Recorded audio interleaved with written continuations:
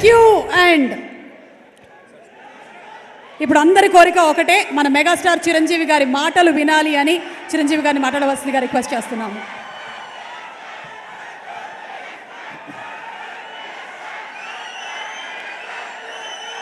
అందరికీ నమస్కారం. చాలా ఉత్సాహభరితంగా కేరింతలతోటి ఇక్కడ విచ్చేసినటువంటి కళాభిమానులకు, మా అభిమానులకు, హనుమాన్ అభిమానులకు ప్రతి ఒక్కరికి నా హృదయపూర్వక నమస్కారాలు. ముఖ్యంగా ఈనాటి ఈ హనుమాన్ ప్రీ రిలీజ్ ఫంక్షన్ రావడానికి దోహదపడినవి 4 కారణాలు. ఒకటి, ప్రత్యేకించి చెప్పనక్కర్లేదు, నా ఆరాధ్య దైవం. నేను చిన్నప్పటి నుంచి అన్నీ తానే అమ్మా నాన్నల తర్వాత అని అనుక్షణం నేను ప్రార్థించే ఆ హనుమాన్ని సెంట్రిక్గా తీసుకుని ఆయన గురించి తెలిపే ఒక సినిమా ఈ హనుమాన్. అదొక కారణమైతే, డైపర్లో వేసుకునే స్థాయి నుంచి ఈరోజు డయాసులు ఎక్కే స్టేజ్కి వచ్చాడు నా ముందంటే, అలా అంచెలంచెలుగా ఎదుగుతున్న తేజ సజ్జ ఒక కారణం. ఈ మధ్య ఈ ట్రైలరు, ఈ టీజరు, ఈ హనుమాన్ చూసినప్పుడు అందులో నాకు చాలా ఫినెస్, ఆ ఫైనాలిటీస్, ఆ విఎఫ్ఎక్స్ కానివ్వండి, కథ కానివ్వండి, ఆ సౌండింగ్ కానివ్వండి చాలా బాగుండి ఫస్ట్ టైం ఎవరి డైరెక్టర్ అని అడిగి తెలుసుకున్నాను. ఆ 3వ కారణం ఎవరంటే సురేష్ వర్మ. అండ్ అలాగే ఇవన్నీ తెలుసుకున్న తర్వాత నాకు అనిపించింది ఖచ్చితంగా ఈ సినిమా చాలా ఫైనెస్ట్ ఫిల్మ్ అవుతుంది అని తెలిసింది. ఆ తర్వాత కొద్ది రోజుల క్రితం వీళ్ళిద్దరూ నా దగ్గరకు వచ్చి ఈ సినిమాకి మీరు ముఖ్య అతిథిగా రావాలి అంటే అసలు ఏమాత్రం సమయం తీసుకోలేదు. ఖచ్చితంగా వస్తాను, మీతో ఉంటాను, అన్ని రకాలుగా నా ప్రోత్సాహం మీకు ఉంటుందని చెప్పేసి చెప్పడం జరిగింది. అండ్ నేను ఎప్పుడూ నా ఆరాధ్య దైవమైనటువంటి హనుమంతుడి గురించి ఎప్పుడు నేను చెప్పుకునే సందర్భాలు నాకు తారసపడలేదు, ఎక్కడ చెప్పుకోలేదు. కానీ ఒక్కొక్కసారి మనలో ఉన్న భక్తి చెప్పుకోవాలా అని నాకు అనిపిస్తుంటుంది, కానీ ఒక్కొక్కసారి చెప్పుకోవాలి అని కూడా నాకు తోస్తుంటుంది. ఎందుకంటే ఏ ఆంజనేయ స్వామిని నేను తలుచుకుంటూ చిన్నతనం నుంచి ఒక నిబద్ధతతో, ఒక క్రమశిక్షణతో, ఒక లక్ష్యంతో, ఒక ధ్యేయంతో ఈ రోజున ఈ స్థాయికి వచ్చానో, ఎవరి అండదండలు, ఎవరి ఆశీస్సులు నాకు ఉన్నాయని బలీగా నమ్ముతానో, ఆ స్వామి మీద ఒక కథ వస్తుంది అంటే అలాంటి స్టేజ్ మీద ఆయనతో నాకున్న అనుబంధాన్ని చెప్పుకోవాల్సినటువంటి సిచ్యువేషన్ ఉంది. చెప్పుకోవాలి, చెప్పడం ధర్మం. ఎందుకంటే ఇక్కడ ఉన్నటువంటి ఎంతోమంది యూత్ ఉన్నారు, టీవీల్లో వీక్షిస్తున్న వాళ్ళు మరి ఎంతో లక్షల్లో ఉన్నారు. వీళ్ళందరికీ ఒక ఇన్స్పిరేషన్, ఒక మోటివేషన్ ఉంటుంది. కాబట్టి ఇక్కడ చెప్పడం అన్నది అది ఒక హిందుత్వం గురించో లేకపోతే మరొక మతం గురించో అని చూసుకోకుండా ఒక ఇన్స్పైరింగ్ పర్సనాలిటీ మనల్ని ఎంత పైకి రావడానికి, మనల్ని అత్యంత స్థానం నిలబెట్టడానికి ఎలా దోహదపడతాడు, పూర్తిగా ఆయనకి మనం సరెండర్ అయిపోతే అన్న దానికి ఒక ఎగ్జాంపుల్గా ఈ హనుమంతుడు నేను తీసుకున్నాను. చిన్నప్పటి నుంచి ఆయనే నమ్ముకున్నాను. కాబట్టి అది మీరు కూడా ఎవరైనా సరే అలా నమ్ముకుంటే కనుక అలా స్థాయికి, ఉన్నత స్థాయికి వస్తారు. మీకు అది ఇన్స్పిరేషన్గా ఉంటుందన్న ధ్యేయంతో ఈ రోజు చెప్పాలనుకున్నాను. ఇది చాలా మనసు అంతరాంతరాల్లో నుంచి నేను వెలిబుచ్చుతున్నటువంటి ఇది. మా ఇంట్లో ఎవరూ దైవభక్తులు లేరు. నాన్నగారు కమ్యూనిస్ట్, ఆయన ఫోటోకి దండం పెట్టడం చాలా రేరు. ఎప్పుడైనా అమ్మ కోరిక మేరకు తిరుపతి వెళ్ళి ఆ స్వామి దర్శనం చేసుకుని వచ్చేసేవాళ్ళం తప్ప, శనివారం అమ్మ వెంకటేశ్వర స్వామికి దండం పెట్టేది తప్ప, అంతమించి ఎవరు ఫోటోలకు దండం పెట్ట కానీ, స్వాముల్ని కొలవడం కానీ, దేవుణ్ణి ప్రార్థించడం కానీ ఏమీ లేదు. అలాంటిది ఈ చిన్నతనం అంటే 7th క్లాస్ నేను చదువుతుండగా అది పొన్నూరు, అక్కడ ఒక ఆంజనేయ స్వామి గుడి ఉండేది. ఆ ఆంజనేయ స్వామి గుడిలో నేను రోజు వెళ్ళి ఆంజనేయ దండం పెట్టుకుని వస్తుంటాను స్కూల్ నుంచి వస్తూ ఆ తర్వాత next year 7th class 8th class నేను బాపట్లలో చదివేవాడిని. ట్యూషన్ నాకు ఆంజనేయ స్వామి గుడి దాటుకుంటూ వెళ్ళాలి. తిరిగి వచ్చేటప్పుడు ఈవినింగ్ 8 ఎంత అవుతుండేది. కొంచెం చీకటిగా ఉండేది. ఇప్పుడు అంత బిజీగా అప్పుడు ఉండేది కాదు కాబట్టి కొంచెం భయంగా ఉంటుండేది. కానీ ఆ హనుమంతుడి గుడి పక్క నుంచి వెళుతుంటే అందులో ప్రసాదాలు ఇచ్చే సమయం, ఆ వంక ఈ వంక ఆకలి అవుతుండేది. వెళ్ళి ప్రసాదం కోసం హనుమంతుడితో భక్తి ఏర్పడింది నాకు. అలాగా ప్రసాదం తీసుకుంటూ అక్కడే తింటూ ఆయా స్వామి ఆ పూజారి ఎవరైతే ఉన్నారో ఆయన చెప్పే విషయాలు ఆ హనుమంతుడి గురించి వింటూ అక్కడ హనుమాన్ చాలీసా ఆ పలకల మీద శిలా పలకల మీద రాస్తుంటే అవన్నీ ప్రాక్టీస్ చేస్తూ అలాగే తెలియకుండా నాలో ఆయన మీద భక్తిభావం అలాగ కుదిరిన తర్వాత అక్కడి నుంచి నేను మొగల్తూరు వెళ్ళి 7th 8th 9th క్లాస్ చదువుతాను. ఆ సమయంలో మా ఫ్రెండ్స్ తోటి బజార్లో వెళ్తుంటే మీకు గుర్తుండి ఉంటుంది, చాలామంది ఎవరైతే విలేజ్ నుంచి వచ్చారో వాళ్ళకి బాగా తెలుసు, రోడ్డు మీద ఒక చెక్స్ ఉన్నటువంటి ఒక ఇది వేసుకుని ఒక్కొక్క చెక్స్లో ఒక్కొక్క వస్తువులు ప్లాస్టిక్ వస్తువులు రకరకాల వస్తువులు పెట్టి ఒక క్యాలెండర్ ఉండేది. క్యాలెండర్ కింద మిఠాయిలు అతికించేవాడు. సో మనం 2 పైసలు 3 పైసలు ఇస్తే ఆ మిఠాయి మనకి ర్యాండమ్గా చింపుకోవచ్చు. అది ఓపెన్ చేస్తే ఇంత పెప్పర్మెంట్ ఉంటుంది. ఆ పెప్పర్మెంట్ వెనకాల ఒక నెంబర్ ఉంటుంది. ఆ నెంబర్ చూసుకుని చెక్స్లో చూసుకుంటే ఏ వస్తువు, అది ప్లాస్టిక్ దువ్వెన రావచ్చు, ప్లాస్టిక్ అద్దం రావచ్చు, ఒక్కోసారి ఏమీ రాకపోవచ్చు. అలా చూసుకుంటే నాకు ఒక క్యాలెండర్ వచ్చింది. ఆ క్యాలెండర్ ఇచ్చాడు. ఓపెన్ చేస్తే హనుమంతుల వారి క్యాలెండర్, ప్రసన్న ఆంజనేయ గుండె చీల్చుకున్నది. ఆ హనుమంతుడు వాడు ఏ సమయంలో వచ్చిందో ఈ రోజుకి మా ఇంట్లో అది అలా కొలువై ఉంది. ఆంజనేయ స్వామి ఫ్రేమ్ కట్టి అది పూజిస్తూనే ఉన్నాను గత ఎన్నో సంవత్సరాలుగా. దాదాపుగా నాకు 12-13 సంవత్సరాలు అప్పటి నుంచి. అంటే ఏంటో తెలీదు, హనుమంతుల వారి గురించి నేను ఆయన వెంటపడ్డానా, ఆయన మీద నాకు ఒక గురి కుదిరేసరికి ఆయన నా వెంటపడ్డారో నాకు తెలియదు. కానీ నా యొక్క జీవితంలో అంతర్భాగం అయిపోయారు. అది అంతటితో ఆగకుండా నేను 10th చదివే సమయానికి మా నాన్నగారికి ఎక్కడో పేరాల చీరాల అనే ఊళ్ళో నాన్న పనిచేసేవాళ్ళు. అక్కడి నుంచి నాన్నగారికి మాడుగులని ఉత్తరాంధ్రలో అయింది ట్రాన్స్ఫర్. అక్కడికి వెళ్ళటం నాన్నగారికి ఇష్టం లేదు. సో లాంగ్ లీవ్ పెట్టేశారు. ఆయన 3 monthsలో చాలా దిగాలు పడిపోయేవారు, ఒక డిప్రెషన్ గురయ్యేవారు. నాన్న అలా చూస్తే నాకు చాలా బాధ అనిపించేది.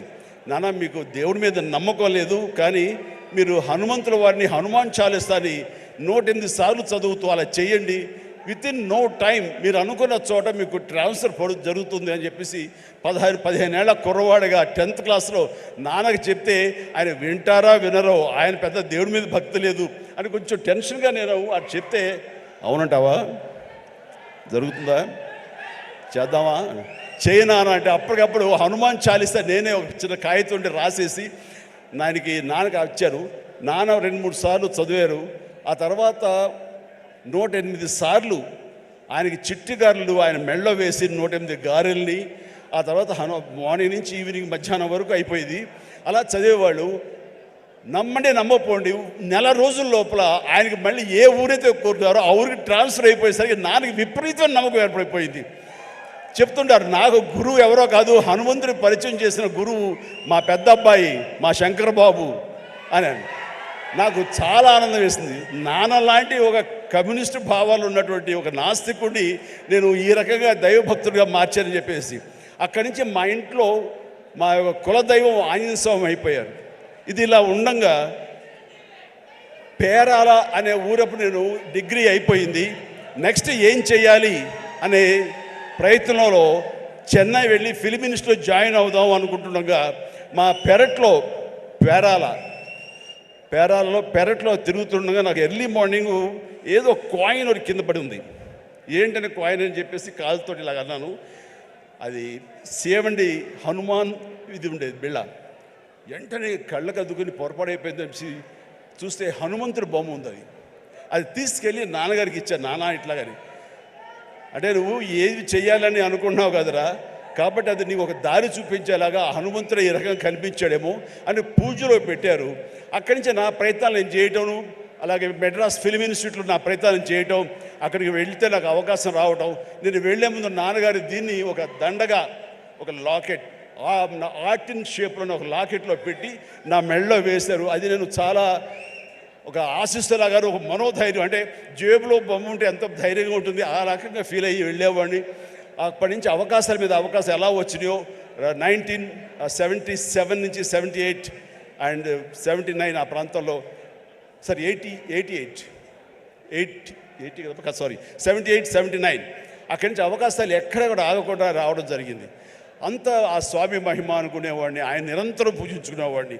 ఆయన్ని పూజించుకునే ప్రతిసారి నన్ను ఉన్నతమైన స్థితికి తీసుకెళ్ళి స్వామి, నేను కూడా అంత క్రమశిక్షణతో ఉంటాను, ఎక్కడ వక్రదారులు కానీ వంకరదారులు కానీ నేను వెళ్ళను, అంత ఒక స్థితభేదంతో ఉంటాను, ఖచ్చితంగా డిసిప్లిన్డ్గా ఉంటాను, క్రమశిక్షణతో ఉంటాను, ఎప్పుడు ఆయనతో ఇంటరాక్ట్ అవుతూనే ఉంటాను, ఆయనతో సంభాషిస్తూనే ఉంటాను. అలాంటి నేను అది పెట్టుకున్నప్పుడు చాలా సినిమాలు చేశాను. నాకు తెలిసి 1980లో ఒక సినిమా తాతయ్య ప్రేమలేలు, దానికి డబ్బింగ్ చెప్తుండగా ఒక ఏవిఎం జీలో కూర్చున్నాను. ఆ తర్వాత డబ్బింగ్ చెప్పారు. ఇంటికి వెళ్ళేసరికి లోపల బిళ్ళ కనపడలేదు, ఆ పై చుట్టూ ఫ్రేమ్ మాత్రమే ఉంది. ఎంత డిప్రెస్ అయిపోయానంటే, ఏంటి నేను ఏం తప్పు చేశాను, ఎందుకు స్వామి నా నుంచి దూరం అయిపోయాడు, ఇది నాకు ఏమైనా మంచిది కాదా, అపశకునం అంటూ అసలు భోంచేయలేదు, ఏమీ చేయలేదు, తల్లడిల్లిపోయా.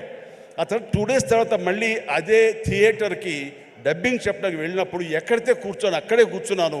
అలాగే కూర్చుంటూ స్వామి దొరికితే బాగున్నట్టే కరెక్ట్గా రండి, ఆ తివాచి ఉంది కింద, అక్కడ ఇరుక్కుపోయి మళ్ళీ స్వామి కనిపించేసరికి ఎంత ఎనలేని ఆనందం, ఎంత ఇదంటే, నాకు ఇండస్ట్రీలో తిరుగులేదు,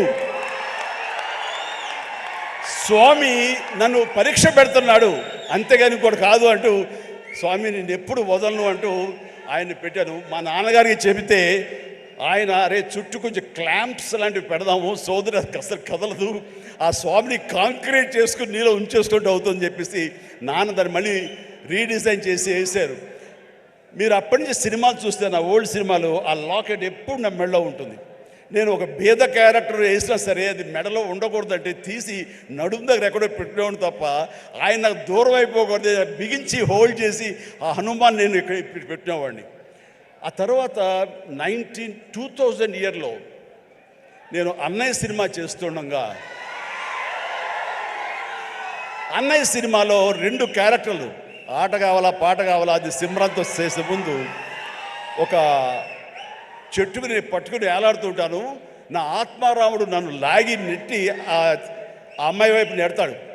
నెట్టేప్పుడు ఇది హ్యాంగ్ అవుతుంది సార్, అడ్డుగా ఉందని కెమెరామెన్, బహుశా ఎవరు మన కెమెరామెన్ చోటకే నాయుడు, ఆ మాట అనకపోయి ఉంటే ఇప్పుడు నా దగ్గర ఉండేది అనేసరి అలాగా అని చెప్పి తీసేశారు. ఇలాంటి ఎవరో పక్కన ఉంటే పక్క వాళ్ళకి ఇచ్చేస్తాను. ఆ తర్వాత మర్చిపోయాను, కనపడలేదు. అయితే ఏదంటే లేదు ఎవరి దగ్గర లేదు, సరిగ్గా ఎత్తకంటున్నాను, ఎవరి దగ్గర లేదు. పోలే, స్మాల్ ఒక 2 సవర్ల బంగారం అనిపించింది. ఏంటి తేడా, 80లోనేమో తల్లడిల్లిపోయాను, స్వామి నుంచి దూరం అయిపోయారని. అదే 2000 వచ్చేసరికి ఇట్స్ ఓకే, 2 సవర్ల బంగారం అనుకున్నాను. ఏమిటి అంటే, నాకు ఈలోగా వచ్చిన పరిణితి కానీ, మనలో మెచ్యూరిటీ కానీ, భగవంతుడు అనేవాడు బాహ్యంగా ఉండడు, భగవంతుడు అనేవాడు మనలో అంతర్లీనం అయిపోతాడు, మనలో మమేకం అయిపోతాడు, మన అంతర్భాగం అవుతుంది. అది హనుమంతుడు అనేది మన యొక్క అంతరాత్మ తప్ప మరొకటి కాదు అని తెలుసుకోవడం నాకు నేడు పట్టింది. అందుకని ఆ చిన్నతనంలో కౌలించుకోవడానికి ఫిజికల్గా ఉండాలి, పెద్ద అయిన తర్వాత మన మనసులో కళ్ళు మూసుకుంటూ ఆయన మనతో సంభాషించే లెవెల్కి మనం ఉండాలి. హనుమాన్ ఒక్కసారి కనుక మనల్ని ఆశీస్సులు అందించాడంటే జీవితాంతం వదలడు, మనలోనే నిబిడీకృతం ఉంటాడు, మనలోనే అంతర్లీనంగా ఉంటాడు. ప్రతి క్షణం మన అంతరాత్మ ఆయన మనం కాపాడుతుంటాడు, మనల్ని నిర్దేశిస్తుంటాడు, మన మార్గ నిర్దేశకం తెలియచెప్తుంటాడు అని నాకు అనిపించిన తర్వాత ఈ రోజు వరకు నాకు హనుమంతుడు అంటే పూజలు పునస్కారాలు ఏమి చేయను, ఏ గుళ్ళు గోపురాలు తిరగను. కానీ ఏదైనా సమస్య వచ్చినప్పుడు పడుకునే ముందు ఇలా ఉంది అని నా అంతరాత్మతో నేనే మాట్లాడుకుంటా. నా అంతరాత్మనే హనుమాన్తో నేనే మాట్లాడుకుంటాను. తెల్లవారు లేచేసరికి నాకు దానికి సమస్యకి పరిష్కారం లభిస్తుంటుంది. అట్లా నా జీవితం ఇంతవరకు సక్సెస్ఫుల్గా వెళ్ళటానికి బహుశా ఆ హనుమాన్, ఆ తెలియని అద్వితీయమైన అతీంద్ర శక్తి నన్ను కాపాడుతుంది, నడిపిస్తుంది నాకు అనిపిస్తుంటుంది. అట్లాగా ఈ రోజున ప్రతిదీ ఆ హనుమాన్ అనేదే నాలో అంతర్లీనంగా ఉంది. కానీ ఎక్కడ ఎప్పుడు చెప్పుకునే అవకాశం కలగలేదు. ఈ రోజున చెప్పుకునే అవకాశం నాకు ఈ హనుమాన్ సినిమా ఈ స్టేజ్ మీద కలిగింది. మీతో ఈ రోజున పంచుకుంటున్నాను. చాలా చాలా ఆనందంగా ఉంది. అండ్ ఈ మధ్య వీళ్ళు చెప్పారు, తర్వాత బయట కూడా చెప్పారు ఎవరో, ఈ హనుమాన్ అనే టైటిల్ మీ నుంచి వచ్చిందే, మీ నోటంటే వచ్చిందని చెప్పేసి ఇందొక్కడ క్లిప్పింగ్ వేసారు. అది సమంత, అది ఆహాలో ఒక చిన్న ఇంటర్వ్యూ జరుగుతుంటే అక్కడ మీకు నచ్చినటువంటి సూపర్ హీరోస్, మార్వల్ హీరోస్ ఎవరు అని చెప్పి అడిగితే సూపర్ మ్యానా, బ్యాట్మ్యానా, లేకపోతే ఐరన్ మ్యానా ఎవరంటే నాకు వాళ్ళ పేర్లు చెప్పేంటి, మన హనుమాన్ ఉన్నాడు కదా ఆయన మించిన వాడా అంటూ నేను వెంటనే ఒక క్షణం పాటు ఆలోచించి హనుమాన్ అన్నాను.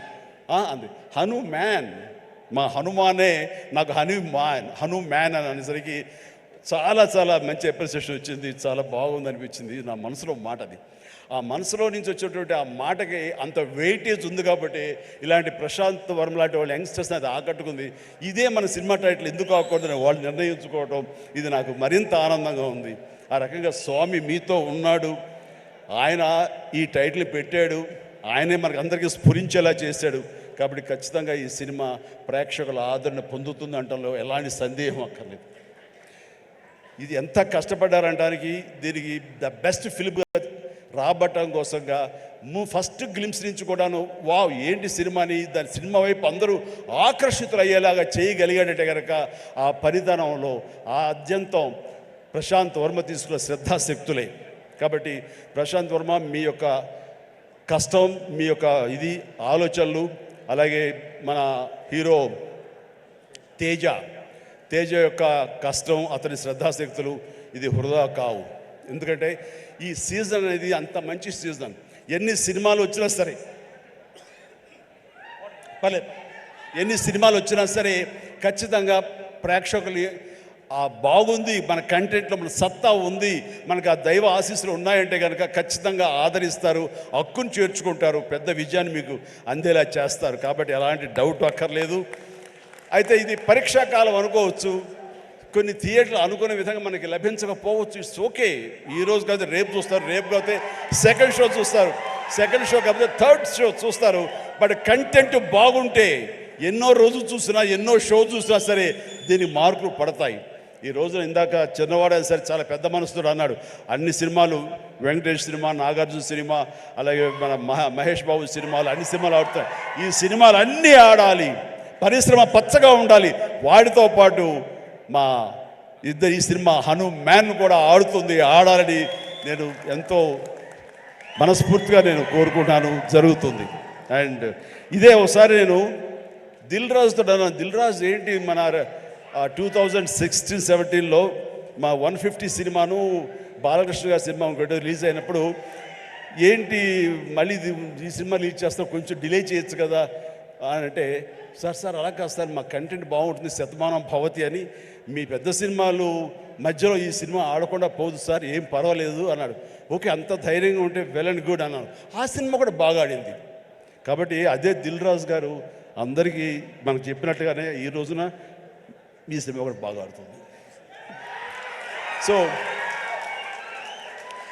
ఎందుకంటే దిల్ రాజు గారు లాంటి ఎంతో సీనియరు, ఆయన ఎంతో ఎక్స్పీరియన్స్ ఉన్న మనిషి, ఏ సినిమా ఏ సీజన్లో ఎలాగ ఆడుతుంది, ఒక్కో సినిమాకి ఎంత పటిష్టత ఉంటుంది, ఏ సినిమాకి ఎంత లాంజివిటీ ఉంటుంది, ఏ సినిమా ఎలాగ ఆదరిస్తారు, ఏ సీజన్లో అనేది బాగా తెలుసు.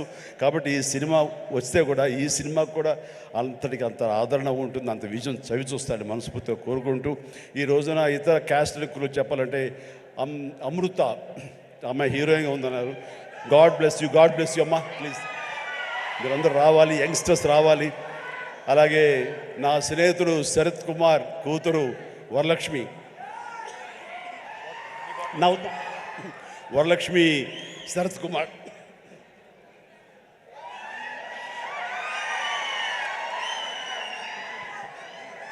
ఈ మధ్య కాలంలో అమ్మాయి సినిమాలు చూస్తూ వస్తాను. ఒక్కొక్క క్యారెక్టర్ ఒకలా చేస్తుంది. ఒక్కోసారి నాకే భయం వేస్తుంది, ఏంట్రా బాబు అని చెప్పేసి. అంత పవర్ఫుల్గా చేస్తుంది. ఈ కేటగిరీలో మనకి ఇంత యంగ్ అమ్మాయిలు అలాంటి పవర్ఫుల్ క్యారెక్టర్ చేసేవాళ్ళు ఎవరు లేరు. ఒక కొత్త జోనర్లో కొత్తగా ఉంటుంది. అండ్ ఇలాంటి వరలక్ష్మి లాంటి ఆర్టిస్టులు చూసిన తర్వాత కొన్ని క్యారెక్టర్స్ క్రియేట్ చేయబడతాయి.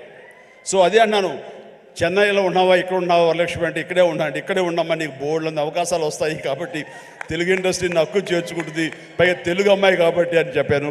So all the very best, all the very best అమ్మ, గాడ్ బెస్ట్. అలాగే విలన్గా చేసినటువంటి వినయ్ చాలా వెరీ పవర్ఫుల్గా చేస్తారు. Vinay please please please please stay stay stay. Vinay wonderful, you look damn good like A Hollywood, you look A Hollywood villain and you have your own mark and you will have your own market here. Definitely all the very best. And ప్రతి ఒక్కరికి నేను మనస్ఫూర్తిగా అందరికి చెప్తాను. And Niranjan Reddy గారికి కూడా నా హృదయపూర్వక అభినందనలు. ఈ సినిమా గురించి ఫస్ట్ నాకు పరిచయం చేసిన ఎవరో తెలుసా మా సినిమా షూటింగ్లో? Any guesses?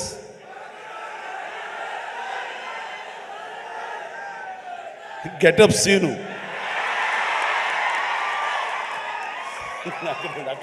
దగ్గర రాకు అండ్ గెటప్ సీను. సార్ ఒక సినిమా చేస్తున్నాను సార్ నేను, మీరు హనుమంతుల భక్తులే కాబట్టి మీతో షేర్ చేసుకోవాలని. ఏం సినిమా, ఎవరు? మన తేజ తెలుసు కదండి, తేజ చేస్తున్నాడు, ఇలా ప్రశాంత్ అని డైరెక్టర్, ఏమండి భలే ఉంది అని చెప్పి సినిమా గురించి సినిమా గురించి చెప్తాడేమో అనుకుంటే తన గెటప్ తన క్యారెక్టర్ గురించి చెప్తూ వచ్చాడండి. మొదటి వరకు బాగుంది, తర్వాత నిన్ను ప్రమోట్ చేసుకోవడం నాకు కొంచెం ఇంకా బాగుంది.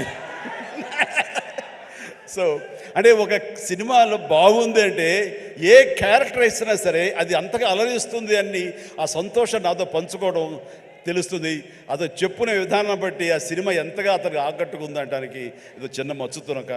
అండ్ ప్రతి ఒక్కరికి, అటు కెమెరామెన్ గారికి, ఇతర కాసర్ల గారికి, కేకే గారికి, లిరిసిస్, ఇలా ప్రతి ఒక్కరి మ్యూజిక్ డైరెక్టర్ గారికి, ఇలా ప్రతి ఒక్కరికి మనస్ఫూర్తిగా నా హృదయపూర్వక అభినందనలు తెలియజేస్తూ నేను చెప్తున్నాను, ఒక్కళ్ళలో కూడా ఏమాత్రం డల్ అనేది పెట్టుకోకండి. Cinema super duper hit. That's it. జై హనుమాన్, జై హింద్. డైరెక్టర్ గారు నాతో చెప్పారు, ఈ సినిమా రామమందిరం అన్నది ఇదే సమయంలో అక్కడ రావటం, దానికి మా అందరికీ ఆహ్వానం రావడం, రేపు 22వ తారీఖు మేము అక్కడికి వెళ్ళేందుకు అన్ని రకాలుగా సంసిద్ధం అవడం, ఇవన్నీ కూడా ఒక శుభ పరిణామం.